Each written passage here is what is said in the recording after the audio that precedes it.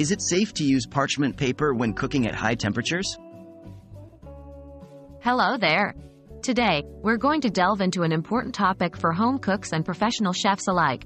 Is it safe to use parchment paper when cooking at high temperatures? Safety in the kitchen is paramount, so let's get to the heart of the matter.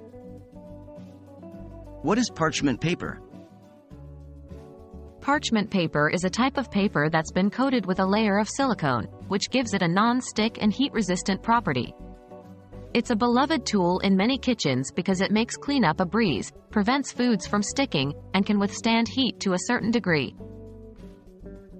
Is parchment paper safe for high-temperature cooking? The answer is, it depends on the temperature.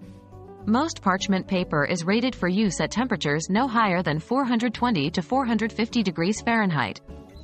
That's because, at higher temperatures, parchment paper can start to char, which is not only a fire hazard but can also lead to the paper disintegrating, potentially ruining your food.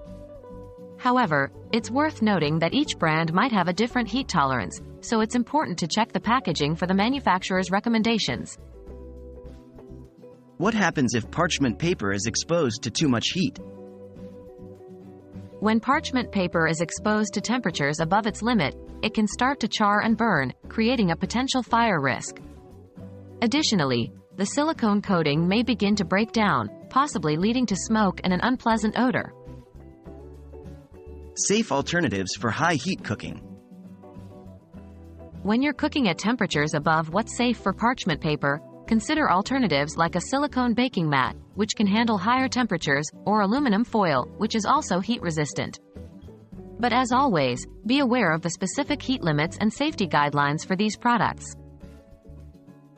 In conclusion, while parchment paper is a fantastic tool in the kitchen, it's not suitable for all cooking scenarios, particularly those involving very high heat.